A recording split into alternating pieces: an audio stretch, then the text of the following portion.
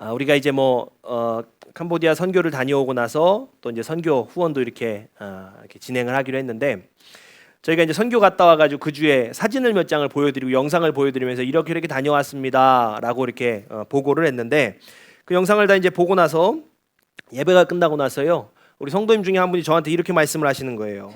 목사님, 사진을 보니까 머리가 내려가 있어요. 이렇게 말씀을 하시는 거예요. 저는 처음에 무슨 말씀이신지 잘 못 알아들었어요. 못 알아들었다가 가만히 생각해 보니까 저를 10년을 봤어도 주일, 예배 시간 이런 때만 보니까 항상 머리가 세팅이 돼 있는 거죠. 항상 그렇게 뵌 거예요. 그러다가 선교지 가면 모자도 쓰고 씻고 나와서 모임도 하고 하니까 이제 머리가 푹 하고 내려와 있는 거예요. 그 사진을 보니까 새로운 면을 이제 본 거죠. 새로운 면을.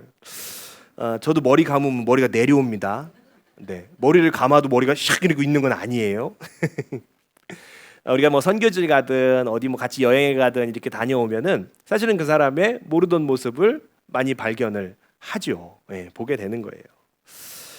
오늘 시편 139편을 보면 오늘 시편 139편에는 누구의 새로운 면을 좀 발견할 수 있냐면 다윗의 새로운 면을 발견할 수가 있습니다. 그러니까 우리가 생각하는 다윗이라 하면 어떤 사람이에요?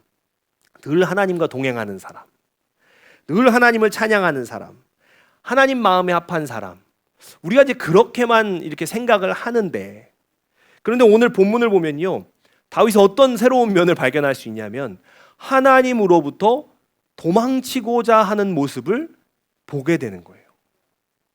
사실은 정말로 다윗의 새로운 면을 우리는 오늘 본문을 통해서 볼 수가 있습니다. 물론 다윗이 언제 하나님으로부터 도망치려고 했는가, 그런 마음을 가졌는가 구체적으로 성경에서는 기록하고 있지는 않습니다.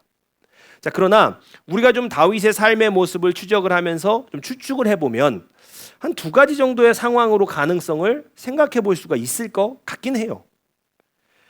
어떤 때 다윗이 정말 하나님으로부터 피하고 싶었을까? 도망치고 싶었을까? 첫 번째는 아마 밧세바를 범한 사건 이유가 아니었을까? 라고 한번 생각해 볼 수 있을 것 같습니다. 다윗이 정말 욕망에 눈이 멀어가지고 밧세바를 범하죠. 그리고 나서 그의 남편까지도, 그의 남편 우리아까지도 그 전쟁터에서 죽음으로 내몰아서 죽여버려요. 사실은 다윗은 그 사건을 통해서 자신 안에 있는 추악한 내면을 보게 된 거예요. 마주한 거죠. 그러니까 그 사건 이후로 다윗이 기도하려고 하나님 앞에 나가면 그 생각 안 났겠어요? 예배하려고 하나님 앞에 두 손 들고 나가면 그 생각이 안 났겠냐는 거예요. 그러니까 그의 마음속에는요, 하나님의 시선이 굉장히 두려웠을 거예요. 그분의 눈앞에서, 정말 그분의 임재 앞에서 선 그 자신의 모습이 너무 부끄럽고 자신의 죄가 너무나 선명하게 드러나는 것이 두려웠을 거예요. 그러니까 아마 그때에 다윗이 하나님 앞으로부터, 하나님에게로부터 도망치고 싶지 않았을까, 우리가 생각해 볼 수 있죠. 또 다른 것은 아마도 다윗이 자신의 무거운 사명과 고독의 짐이 짓누를 때, 그때 좀 하나님으로부터 도망치고 싶지 않았을까, 우리가 생각해 볼 수 있어요. 자, 이 다윗이 이스라엘의 왕이었어요. 자, 그런데 이 이스라엘의 왕이라는 길이 전부 영광으로만 채워져 있는 길은 아니었다는 거예요. 끊임없이 전쟁이 있지요. 사람들은 배신하죠. 그리고 가족들은 분열하죠. 정말 수많은 고통이 다윗을 괴롭혔을 겁니다. 그럼에도 불구하고 자기가 왕이니까 무너질 수는 없죠. 누구에게도 연약함을 드러낼 수도 없죠. 늘 강한 모습으로 드러나고 서 있어야 돼요. 게다가 이 왕자리가, 이 이스라엘 왕자리가, 이게 사람이 세운 것도 아니잖아요. 하나님이 세워주신 자리예요. 그 얼마나 부담이 되겠어요. 정말 끝까지 이 자리 지켜야 되죠. 그러니까 정말 무거운 책임감과 내면의 압박 속에 살 수밖에 없었을 거예요. 하나님이 주셨으니까, 하나님이 기름 부어 세워주셨으니까 그거 함부로 내려놓을 수도 없는 노릇이고, 그러니까 그 사명이라는 거, 그 책임이라는 거, 그건 너무 버거우니까 정말로 그런 그 무거운 짐이 짓누를 때 다윗이 하나님에게서조차도 좀 도망치고 싶다라는 생각 얼마든지 했을 수 있을 것 같습니다. 물론 무엇이 다윗이 하나님으로부터 도망치고 싶은 그 마음이 들게 했는지 우리는 정확하게는 알 수가 없어요. 그냥 그러지 않았을까 생각해 보는 겁니다. 하지만 분명한 건 있습니다. 그래서 다윗이 하나님으로부터 도망친 결과, 그 결과는 우리가 말씀을 통해서 정확히 알 수가 있어요. 다윗은요, 오늘 본문에 하나님으로부터 도망치고 나니까 이렇게 되더라라고 고백을 합니다. 자, 시편 139편 7에서 10절 말씀 우리 세 번역으로 한번 같이 보겠습니다. 자, 함께 읽겠습니다. 시작. 내가 주님의 영을 피해서 어디로 가며 주님의 얼굴을 피해서 어디로 도망치겠습니까? 내가 하늘로 올라가더라도 주님께서는 거기에 계시고 스올에다 자리를 펴더라도 주님은 거기에도 계십니다. 내가 저 동력 너머로 날아가거나 바다 끝 서쪽으로 가서 거기에 머무를지라도 거기에서도 주님의 손이 나를 인도하여 주시고 주님의 오른손이 나를 힘있게 붙들어 주십니다. 아멘. 다윗이 고백을 합니다. 내가 하늘로 도망을 쳐도 그곳에 주님이 계셨고 땅 깊은 스올로 내려가도 주님이 그 자리에도 계셨다고 말합니다. 심지어 저 바다 끝으로 달아나더라도 그곳에서도 주님이 여전히 함께 계셨다는 거예요. 여러분, 여기서 다윗의 그 표현을 우리 잘 살펴볼 필요가 좀 있습니다. 다윗이 그러니까 하나님 자신이 도망을 치니까 하나님이 거기까지 쫓아오셨다라고 기록하고 있지 않아요. 내가 하늘로 도망쳐도 주님은 거기에 계셨다라고 이야기합니다. 즉 하나님은 다윗을 쫓아오신 분이 아니라 이미 그가 도망치기 전부터 그곳에 계셨던 분이에요. 다윗에게 하나님은 도망치는 자신을 쫓아오는 하나님이 아니라 내가 도망친 그 자리에 이미 기다리고 계신 분, 내가 피하려 한 그곳에서도 여전히 나를 붙들고 계신 분이셨어요. 여러분, 그러면 우리가 한번 생각해 볼 게 있어요. 다윗이 어디로 도망쳐도 그가 발을 디딘 모든 곳에 하나님이 이미 계셨다는 거잖아요. 그러니까 왜 하나님이 거기 이미 계셨냐는 거예요. 여러분, 13절, 본문의 13절은 이렇게 기록을 합니다. 자, 본문 13절 말씀 같이 보겠습니다. 시작. 주께서 내 내장을 지으시며 나의 모태에서 나를 만드셨나이다. 아멘. 다윗은요, 하나님께서 자신을 모태에서부터 지으셨다, 만드셨다 고백을 해요. 그는 단순히 하나님이 자신의 외형을 만드셨다라고 이야기하지 않습니다. 그가 다윗이 말하는데 어떻게 말하냐면 주께서 내 내장을 지으시며 나의 모태에서 나를 만드셨나이다, 이렇게 기록을 해요. 참 어쩌면 굉장히 재밌는 표현이에요. 내 내장을 만드셨다. 하나님은 다윗의 눈, 코, 입과 같이 겉으로만 보이는 것만 만드신 분이 아니라는 거예요. 몸 안에 깊은 곳, 그 내장까지도 하나님 만드셨다는 거예요. 이게 무슨 표현입니까?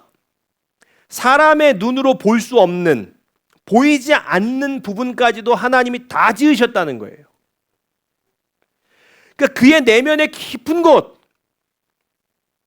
사람의 눈으로는 보이지 않는, 심지어는 스스로도 잘 알지 못하는 나의 내면의 깊은 그곳까지도 하나님이 지으셨다는 거예요.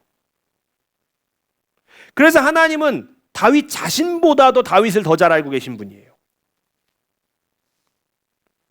그러니까 하나님께서는 뭐까지 아시는 거예요? 다윗이 어떤 마음으로 하나님에게서부터 도망치고 싶었는지 그 마음까지도 사실은 다 아시는 하나님인 거예요. 그러니까 다윗이 발걸음을 옮기기 전부터 어디로 도망갈지도 하나님은 아시는 거예요.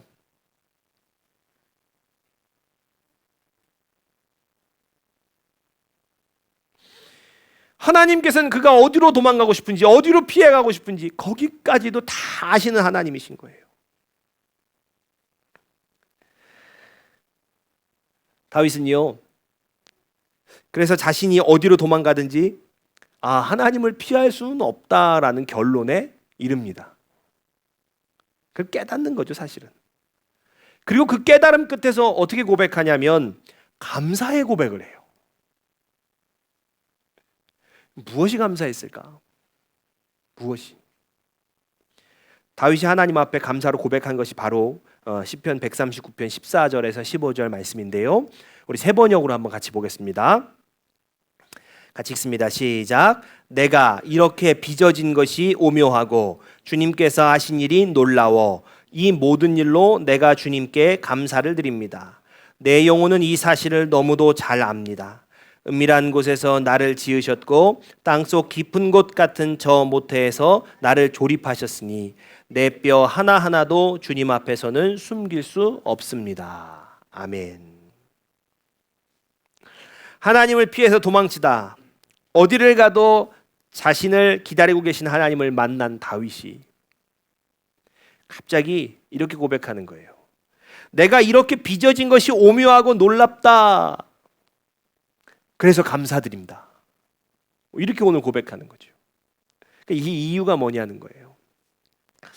여러분, 다윗이 지금 감사하고 있는 것은 어떤 자신의 인체의 신비에 대해서 감사하고 있는 건 아니에요. 그런 건 아닙니다. 다윗이 내가 이렇게 빚어진 것이라고 말할 때 빚어지다라는 것은 구별되다, 차이를 두다라는 뜻을 가지고 있어요. 이게 무슨 얘기냐?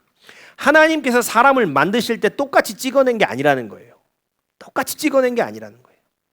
각 사람을 구별하고 차이를 두어 다윗을 빚으셨다는 말이에요. 그 누구도 나와 같지 않게 나만의 모습과 성향, 성품, 그리고 나만의 인생을 주셨다는 거죠.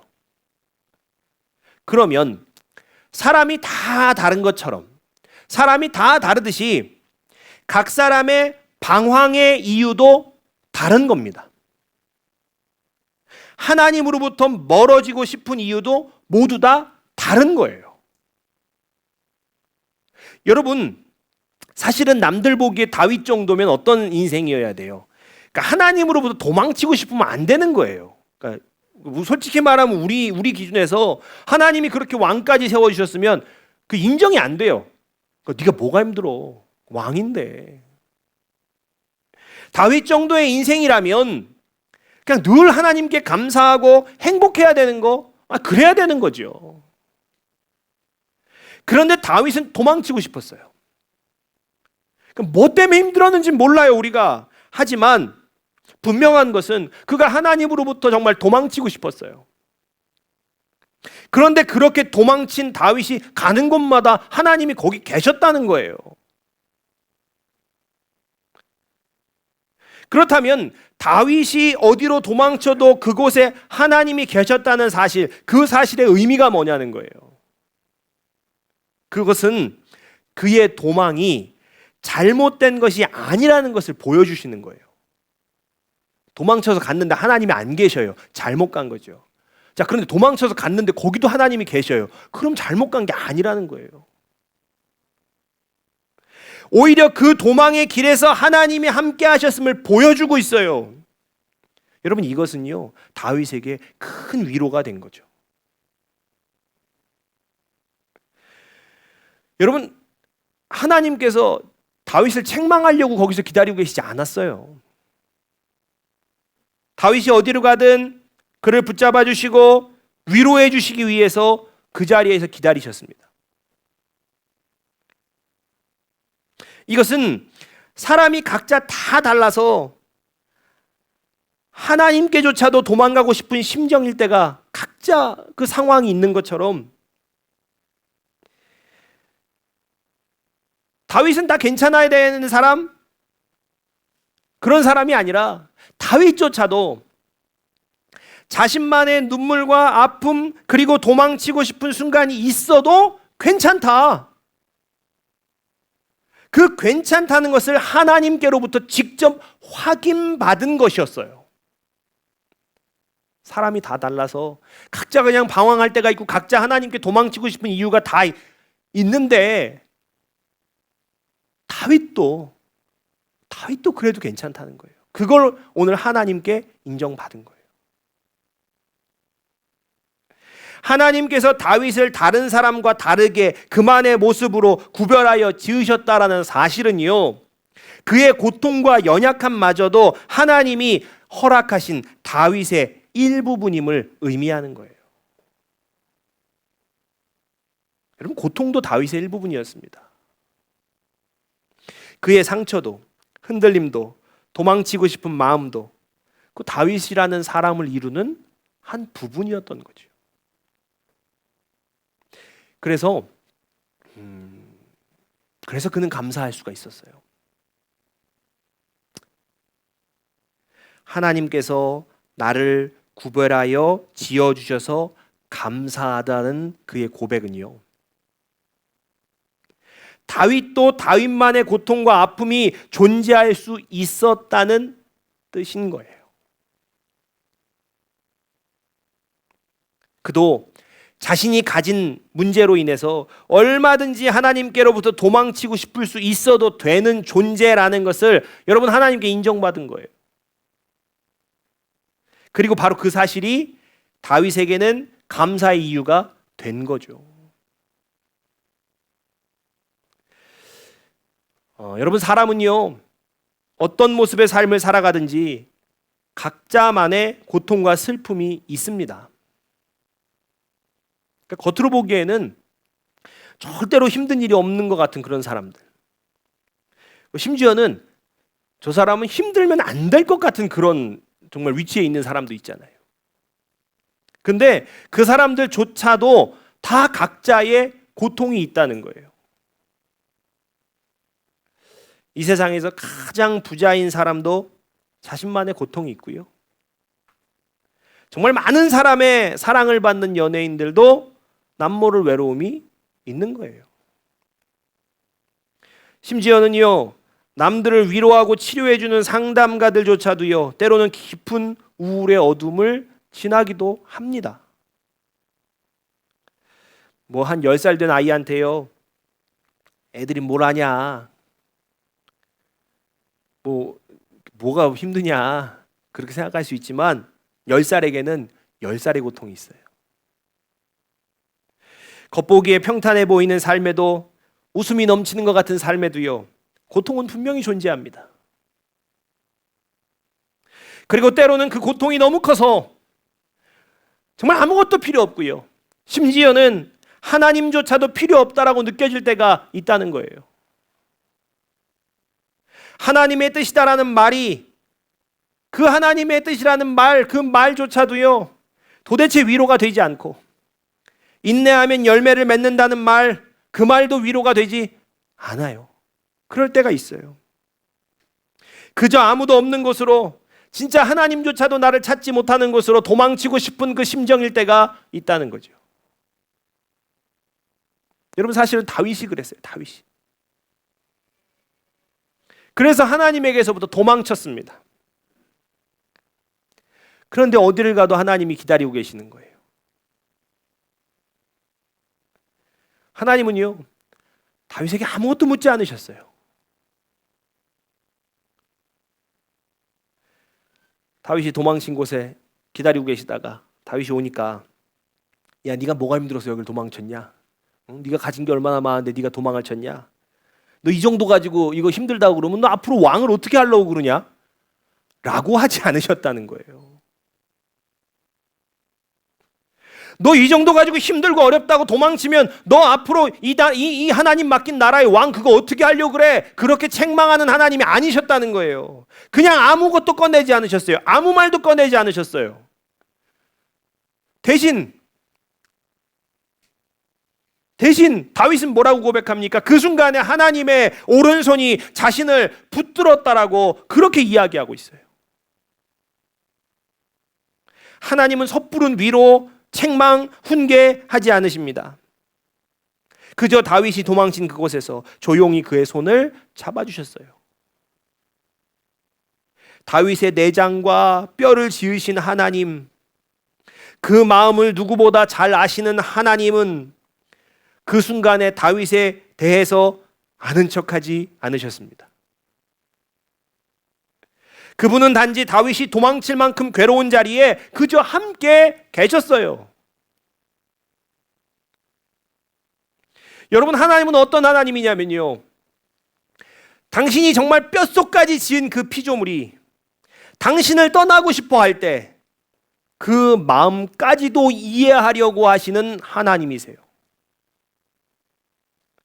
나를 너무 잘 아셔서 때로는요, 너 그거 엄살이야, 너 그거 아무것도 아니야, 그렇게 말하실 수도 있는 분이지만 하나님은 어떤 섣부른 말도 하지 않으세요. 그저 나의 손을 붙잡으시고 창조주를 피해서 도망가고 싶을 만큼 괴로운 그 인간의 마음을 이해하려고 하신다는 거예요. 여러분, 다윗의 감사는요, 이런 하나님에 대한 감사예요.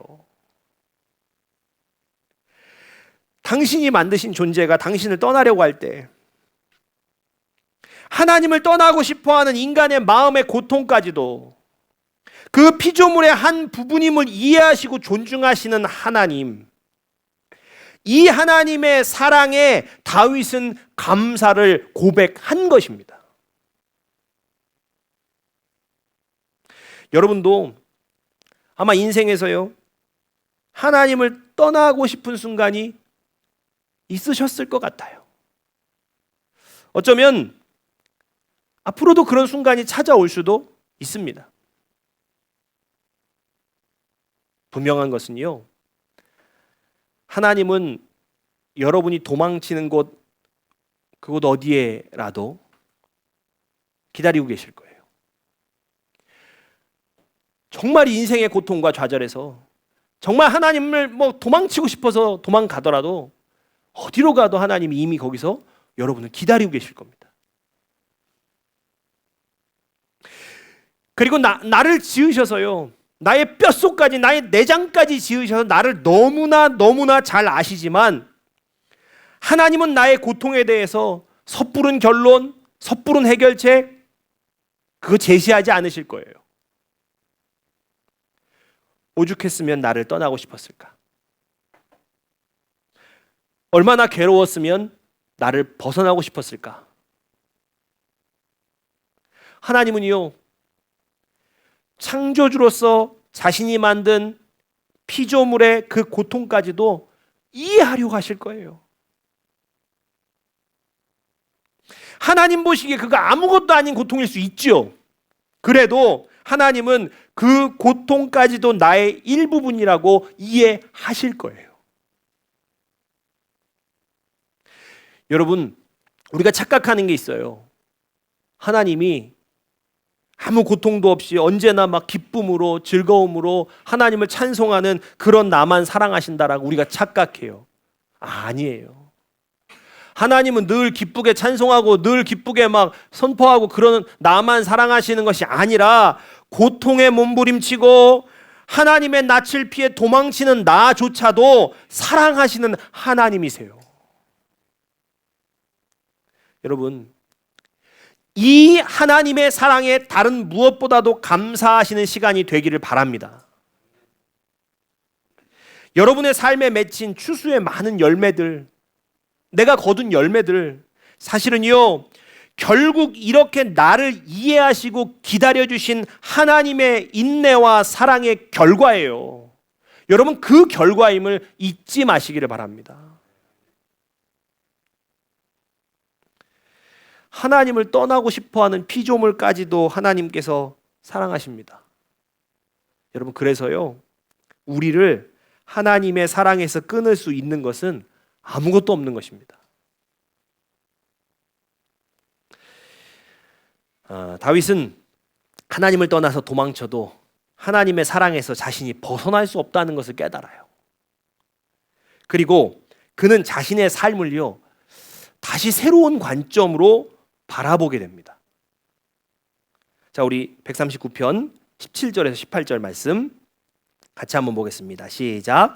하나님이여, 주의 생각이 내게 어찌 그리 보배로우신지요, 그 수가 어찌 그리 많은지요. 내가 세려고 할지라도 그 수가 모래보다 많도소이다.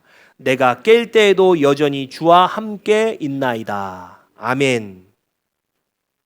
주의 생각이 내게 어찌 그리 보배로우신지요. 다윗이 감탄해요. 그러니까 그가 사실은 그의 인생을 내다 보니까 자기의 인생을 볼 때는요, 사실은 자신에게는요 몇 가지 수가 없는 거예요. 몇 가지 방법이 없어요. 어쩌면 그 힘들고 좌절되는 순간에 진짜 자기 안에 몇 가지 수가 없으니까 도망치고 싶었을 수 있죠. 하지만 하나님께는 그보다 훨씬 더 많은 수, 많은 길, 바다의 모래와 같이 많은 방법이 있음을 깨달은 거예요. 내가 내 인생을 볼 때는 별 수가 없어요. 그런데 하나님께는 모래와 같이 많은 수가 있다는 거예요. 만약 하나님께서 다윗의 인생을 향해 그토록 수많은 생각과 방법을 가지고 계시다면 이제 다윗은 사실은 어떤 길로 가도 괜찮다는 것을 알게 됩니다. 자신의 고통, 슬픔, 절망, 자신의 방법으로는 도무지 빠져나올 방법이 없지만 하나님은 그 모든 상황 속에서도 수많은 길을 가지고 계신 분이라는 것을 여러분 깨달은 거예요. 그래서 다윗이 다시 용기를 얻습니다. 하나님은 도망친 다윗을 향해서도 여전히 수많은 생각과 계획을 가지고 계셨고요. 그의 도망과 고통조차 하나님의 새로운 길이 될 수 있었습니다. 여러분 혹시 하나님을 피해 도망가시다가 다시 돌아오셨습니까? 아니면 지금 하나님을 피해서 진짜 도망가고 싶은 심정이십니까? 그렇다면 여러분 기억하십시오. 여러분의 인생을 향한 하나님의 생각은 바다의 모래보다 많습니다. 여러분의 인생을 향한 하나님의 수는 바다의 모래보다도 많습니다. 그래서 사실은 어떤 길로 가도 괜찮습니다. 하나님은 그 길 위에서도 여러분을 만나실 겁니다. 도망의 길조차 하나님과 다시 만나는 길이에요. 그리고 언젠가 여러분들도 아마 다윗처럼 고백하게 되실 겁니다. 하나님을 떠나 도망갔던 다윗의 고백. 이제 내가 아침에 눈을 뜰 때 주님과 함께합니다.